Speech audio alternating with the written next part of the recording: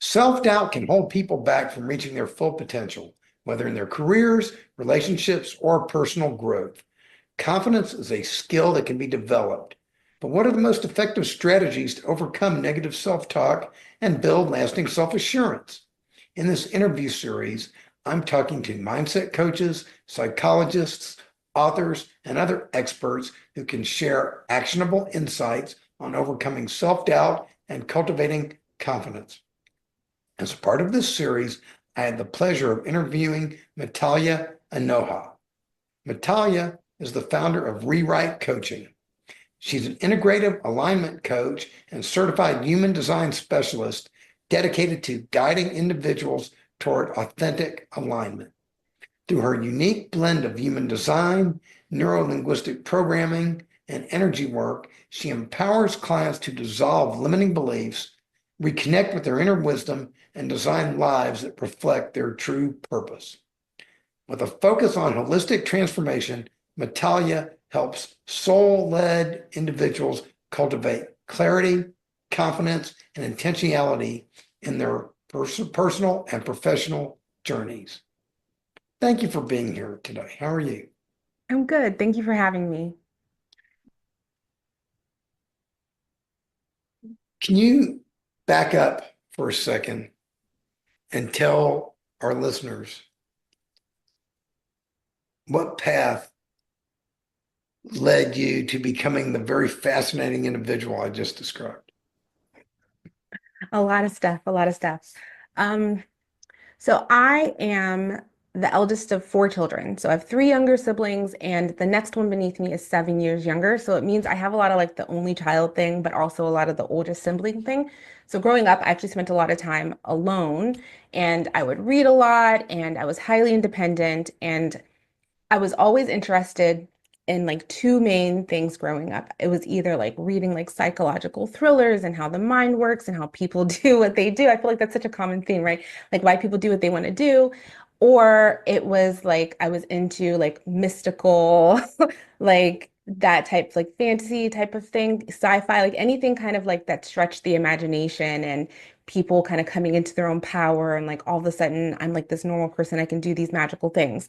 And as I grew up, I kept those interests and I had a choice to make between going to university, going to school. And for a while, I wanted to go into law. And I thought, I don't really want to help people in that way. I want to go into psychology because then it's the mind aspect and helping people come into themselves and become their best versions of themselves. But after graduating from college with my bachelor's in psychology, I ended up completely switching and moving into finance. And for a while, I know you're like finance, but you know what? I was young, I was coming out of school and I needed a paycheck and I had applied for two jobs. One was as a victim's advocate with the local police department, and one That's was not with going to a pay a fin lot. That I one's know, pay a lot. and one was with the local financial institution that I had friends working at, and they hired me first. The state job was taking, it's a long process to get into a local government even job, and it didn't work out. I still volunteered after I got the job with finance. I ended up still volunteering at local domestic violence shelters and things like that, working in their call centers, but it wasn't like my career path. So I'd say like for a while, it's not like I lost myself, but I was doing just like work that was okay. It was paying the bills, but it wasn't like where my passion was. And what ended up happening with me is I moved to Canada. So I fell in love. The person I loved ended up in Canada. I was like, I'll go to Canada. Sounds cool. And when we got here, I kind of had to start over again. It wasn't, Literally cool. yeah, it's literally cool. It We literally moved is. in, It's literally yeah, we cold. Okay. literally cold. I got used to that never. Like it's been 14 years and I'm still like, oh, winter just does not seem to end. But essentially, what happened was coming back here and having to do a fresh start, I got to reevaluate like, what do I want to do? Like, what do I want to keep going into finance? Like, do my certifications? I was a certified financial advisor. So, do I keep those certifications? They're timing out now. Can I re-get them in Canada? What do I do? And I ended up doing the path of least resistance, which was social service work, which is one step like lower than a social worker, but it was kind of it was something I can get a quick certification in and look for work in. And so from there, I again went back to working with women, working at a local women's center for a while. And I still, though, it was needed a job to pay the bills. So I ended up getting a regular, like 9 to 5 type of job. But in the meantime, I was still thinking, like, I need to do more. I need to do something different because it was never really like fulfilling me, if that makes sense. Like I was working and I was paying for things, but like life is more than like having a job and paying your bills. And what ended up happening for me was during COVID, I had like this epiphany that like I can't keep doing this. I can't keep working for someone else, making them money, not doing what's really I've been called to do my whole life. I've always been the person who people come to for questions, who my friends ask me for support and guidance and answers. And it's where even my childhood self knew I should go when I was looking into like psychology and helping people in that aspect. And I'm always drawn to it with my volunteer work and outside endeavors. So that's how I ended up coaching. It took me a while to figure out what that would look like, but I decided to go into coaching because before I'd say like 20 years ago, I heard of coaching and I was like, that's not a real job. Like people do that. Like you hire someone to like talk to you about things you already know you need to do. But like time Knowing and you should do something and actually doing it are two very different things. I say that all the time and it's so true. So what ended up happening was I decided on coaching and time and perspective and just the industry itself has grown and now it's a more common thing. When someone says they're a coach, you don't necessarily look at them and roll your eyes anymore. People are like, "Oh, that's interesting. What kind of coaching do you do?" You get questions more than judgments, I'd say. I ended up going into coaching and it's what's the saying? Like when the student is ready, the teacher appears.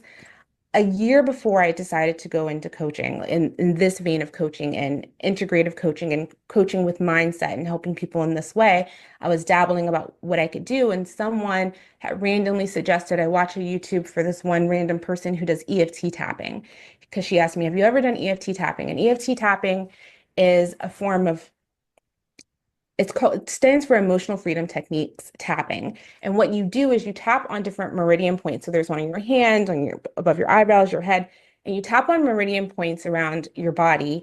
And the idea is that as you tap on them, you're shifting the energy. So if you're in a moment of negativity, you tap on those points, thinking of the negative thing, actually trying to really dig into those negative emotions, those limiting emotions. And as you tap through, you'll start to release them, and then you can tap in positive thoughts.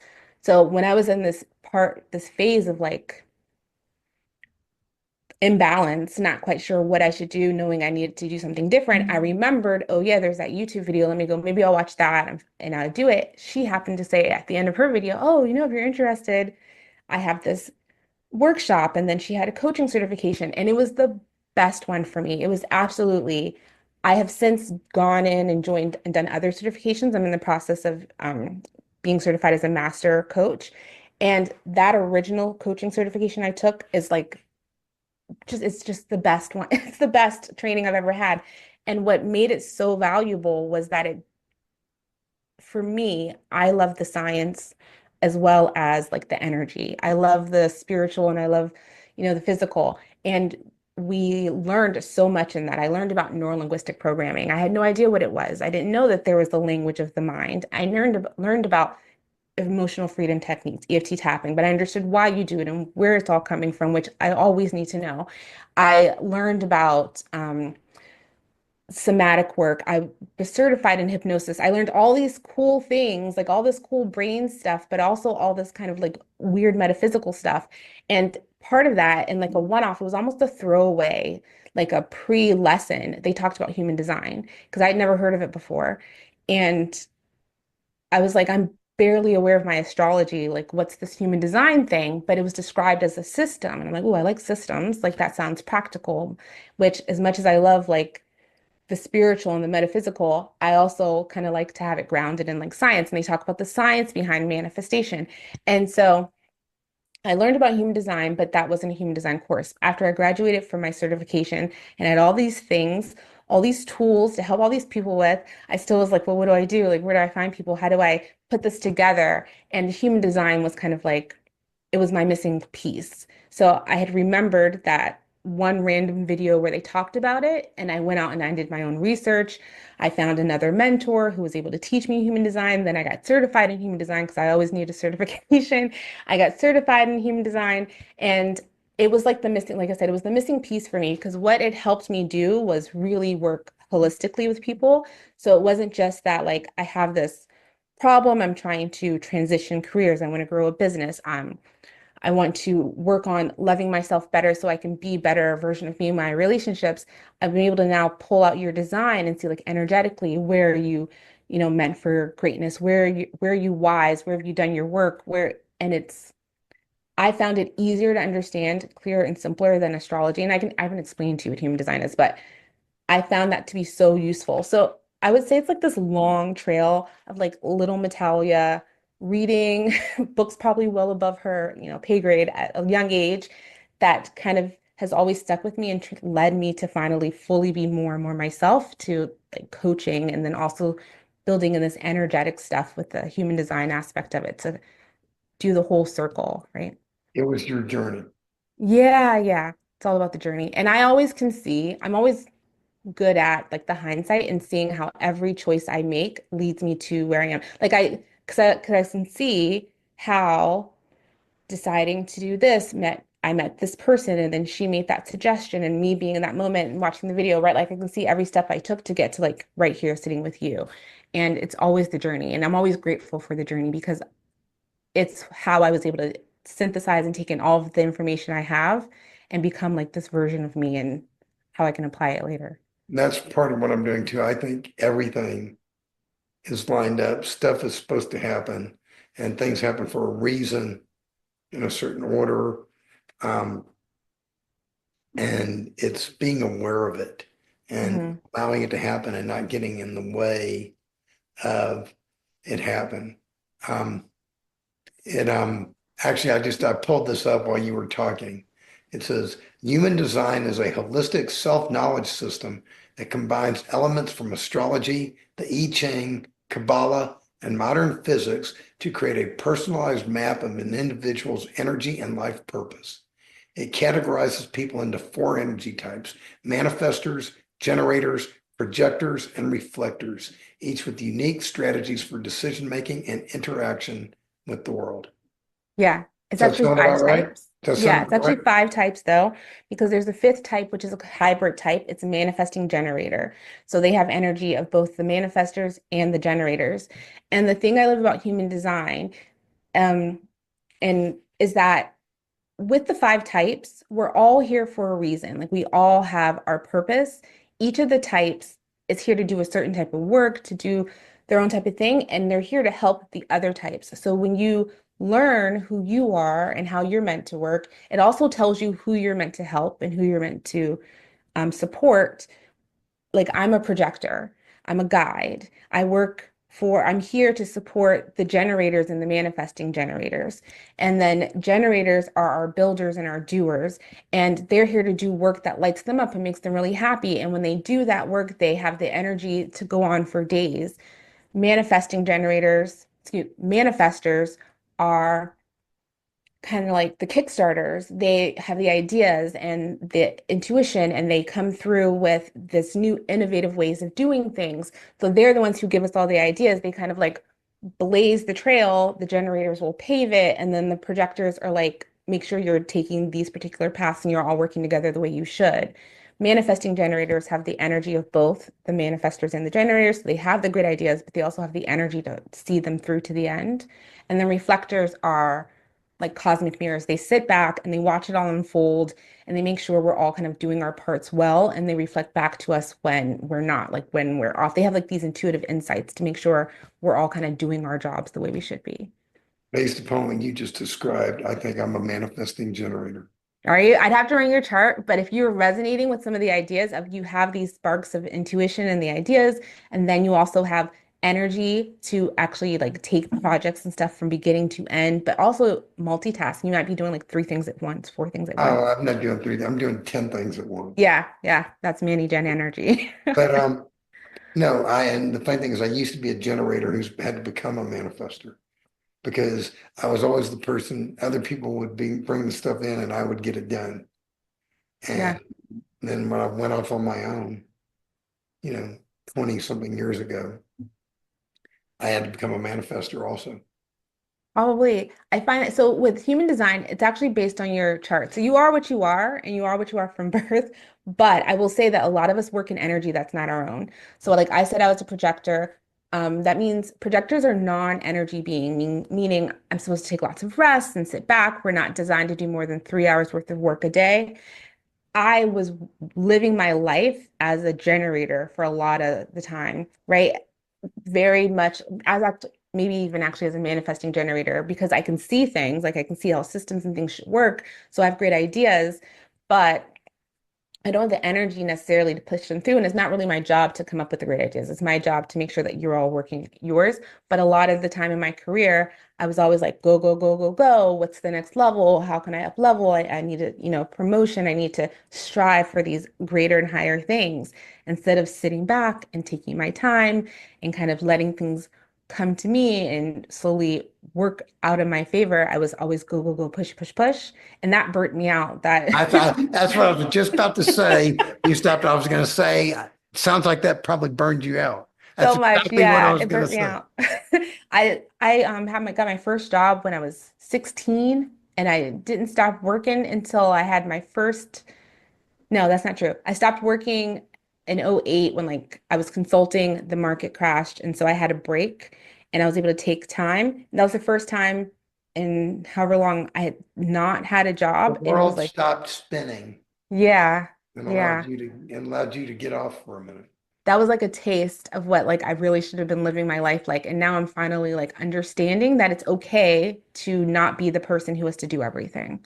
And but you had to learn that. So you needed to go through that. That was part of your journey. It's okay you went through that. Exactly, exactly. And knowing about human design, because I always relate everything back to human design, right? There's more nuance to it than just like your types. There's also something called profiles, and profiles show you kind of how you work in the world and how the world sees you. I'm a 1-3, which means I'm an investigator. So I always have to learn, hence like the multiple certifications, and you always try and I'm in school again to get a master certification, right? And also the 3 is experimentation. So there was never a path for me to get where I was going that didn't involve me learning a lot and trying many times. So like before I figured out the way that works for me. For me, it really is like the journey is so it's like I'm not gonna jump from quantum leaping isn't necessarily in my repertoire. I have to take the steps because if I don't, I'd never be comfortable with the leap, with the jump. I like to work on, I always say, I like to take complicated things and make them simple. Break things down to their component parts and then reassemble them into something greater. Mhm. And it's really fun when you can do that with people, Yeah. including yourself. And you made the comment that I don't remember how first of all, it sounds like at a younger age, figured out what your passion was and you went after your passion. That's so important and people don't do that. And you also did something where you had a fresh start. You had an opportunity to do that and you used it. Is that, I mean, I always like that. I love fresh starts. Yeah. And not a lot of people get them. Like mine were forced fresh starts. They weren't necessarily intentional, Yeah. but and I like I've had a couple like now that I'm talking to you and thinking about it, like '08 when I was like not working for a while, that was an opportunity for a fresh start as well. And I didn't really use it. I used it more for rest. But I would say that if you have a fresh start, recognizing that or a space where that could be your start, recognizing it would be so wonderful because like I know people like my brother has had a fresh start opportunity. He recognized it for what it was and it's completely shifting like everything that he's doing and he's in love with his life. Like he's in love with everything that's happening for him right now. So yeah, if you have a fresh start opportunity and you can recognize it and not be afraid of the fact that change will happen and what's going to be different, but kind of live in the moment and go for it, it's it's worth it. See, and I think we can create those opportunities. Mhm. I mean, when I decided I was going to change my life, February 1st, 2009, I call that my rebirth day. I woke up and I told my wife, I'm done. I'm done playing this game. Mhm. No more. That was a self-imposed fresh start. And then I sat there right there and I said, Who do I want to be going forward? And that got better and better and better and better. Um, and I didn't even worry about what other people thought. I even told my wife, to be quite frank with you, I told her I'm going to make some changes. I'm going on a journey. I need to do this because if I don't start losing weight and getting in shape, I'm going to be dead. Hmm. I need to make these changes. I'm inviting you to come on the journey with me, and I hope you do come on the journey with me. But if you don't, I don't care because I have to do this for me or I'm going to be dead. And to her Yeah. credit, she came along with me, and honestly, we get along better now than we did then. But people always ask me, "Go, wow, you still married?" When they hear that story, I mean, can you believe I told my wife that? So But now, good for you because look at where you are now, right? And it's hard to make a decision and like stay with it sometimes for some people, right? But the fact that you made that choice, it was you had an identity shift like instantly. You shifted. now Yeah. that's an interesting point you made. Yes, it was instant because I was ready, and it took me Hmm. 49 and a half years to get ready. Yeah. So was it instant? That's true. It's like the overnight success story, right? Oh, Yeah. you were an overnight success, but people don't Oh, see all of the work. there's a saying, overnight success usually takes about 15 years, Yeah, yeah, exactly. if not longer. Uh, Hmm. People don't see that, but it's all part of the process. But the point I want to make is all of us, each and every one of us can change the instant we're ready. Hmm. We all have it within us to do that, Exactly. all of us, if we want it. The question is, what do we want? Can we switch gears for a second? Hmm. Tell us if you could be, we're going to turn you into a manifester for a minute. Okay. Okay. If you could manifest a better world right now, what would that world look like? Go for it. My like goal, my dream is for everyone I touch to learn to trust themselves more. And so the way that I help with that is through human design. So if I could create a better world, it's where everyone knew their design and then they trusted it. And that can look as simple as the very basics of human design. Like human design can get to be a very complicated system. But it doesn't have to be. Like there's three things: your type, your strategy, and your authority. Your type is, we talked about like the different types and like kind of what you're meant to do, your cosmic role in the world. Your strategy is like the way you go about doing that or like what's signaling you to do that. And then your authority is how you just kind of know you're making the right decisions. So if you can trust your authority, your inner authority, you doing that means that not only are you trusting yourself because you're like, okay, I know I'm going to make the right decision. You trust kind of like your external reality as well. You trust that the right people are going to come to you, the right situations are going to come to you. And think of what your life would be like if you trusted that everything was always working out for you. If you really did believe that to your core, there are no bad situations. I got in a car accident yesterday. Oh, okay, that's fine. Everything's always working out for me. That means that I'm alive. So first of all, there's that win. Like whatever way you ended up alive, if you're alive and able to think and you have capacity to be a part of this world, then that's working out for you. And then how can it come, what's going to come through out of this situation?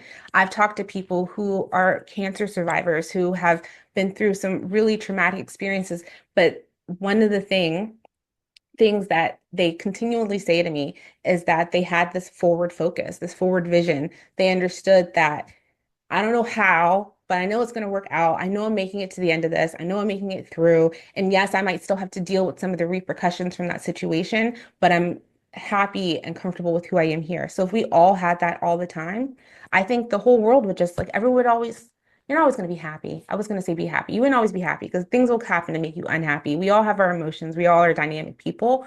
but to know, to trust that, okay, this is tough, but I'm going to trust my authority. I'm going to trust that I'm able to make the right choices to get me through this. And when I come out on the end, I'll be better for it. I'll either have something better, I'll have shifted to a situation that is better for me. Everything's always working out for me. I just don't know how it's going to happen. So that would be my wish, my manifestation for the world, for everyone to really actually believe that saying, and then to trust in themselves, whether it was human design or something else, but you're trusting your own inner authority, your inner knowing that you are going to make it through. It just I find it to be a stress reliever personally. Like I have relationships where people don't think like that. And then I look at them flipping out about things or having stressing about situations. And I'm looking at the situation. And I'm like, but is it really as bad as you think it is? Or are you so stuck in this moment and in this not knowing that it's creating all of this heaviness and weight within your reality? And not to say that there aren't moments that definitely can be heightened and traumatic, but for most of us on our day-to-day plane, like a lot of the stuff we deal with that causes us so much anxiety and stress can be easily just released if we trusted and understood ourselves. Okay. You made a comment. I'm a big believer in word choice. What did I say? No, you made a comment. You said, if I could, this is what I would do. I have a response to that. You can. Mm. You can. Yeah, You're doing it right now. It's just going to take you more than 5 minutes to get it done. true, true. True. And that's the basis of the work that I do with my clients. It is absolutely to show them how they could trust themselves to release, dissolve, whatever the word you want to use to break through the limiting beliefs and the doubts and the worries that had held them back in the past, teach them how to navigate them if they come up again in the future, because they do. And yeah, to have that trust. Yes, it's all about letting go and letting things be. The Hmm. universe wants to help us. Hmm. And you can call it the universe, you can call it God, you can call it Allah, you can call it whatever you want to call it. It wants to help us. Yeah, Just need to let it. absolutely. In closing, is there anything else you would like to add To my vision for what the future would be? to anything we've said? No, I would just say, actually, yes, I would leave like a party message. And my party message for anyone would be there's a lot of information out in the world, right? There's a lot of people who know a lot of things and they're highly knowledgeable. Like I'm sitting here talking to you with multiple certifications, a degree, plus my life experiences supporting me and giving me confidence in what I'm saying. And I can talk a lot of stuff and say it with real confidence, but I could also be like completely wrong, right, for you. Be So full. You could be full of it I can be full of it. and sound like you're not. Exactly. And I'm a proponent of like lying with confidence, right? Like if you're gonna lie to me, at least be confident about it. So I would say this, there are a lot of people who might lie with confidence or not even lie with confidence, but like they speak confidently and they sound like they know what they're talking about, but it's not resonating with you. You're hearing it and you're like that doesn't make sense. That's not like, I'm not feeling that in my bones. So to sum up exactly what I've just said, if you trust that in every situation, in every moment of your day, when you're interacting with other people, when you're looking to make choices in yourself and in your life, to make changes, transitions, trust yourself. Reach out, talk to other people, because for some of us, we need to have the sounding boards. We need to hear other people's wisdom in order to help give us guidance, in order for us to better understand ourselves. But never take someone else's word, opinion, desire over your own, because in the end, if you look out for yourself, it's like what they say with like the mask and the airplane, right? Like put on your own oxygen mask first. So if you're taking care of yourself first above all else, even as a mother with children, I'm saying this to you. If you always take care of yourself first, everyone around you will be supported. Everyone around you, as long as it's for the good of, the good of all and the harm of none, everyone around you will benefit. Like you found that with your health, right? Like you told your wife, I'm making some changes. I It's hope you're called coming along. what you're describing is the difference between healthy selfishness and unhealthy selfishness. Exactly. But you took care of yourself and it's bettered your wife's probably bettered her health as well. Oh, Like, absolutely. I'm yeah. definitely a better husband than I was.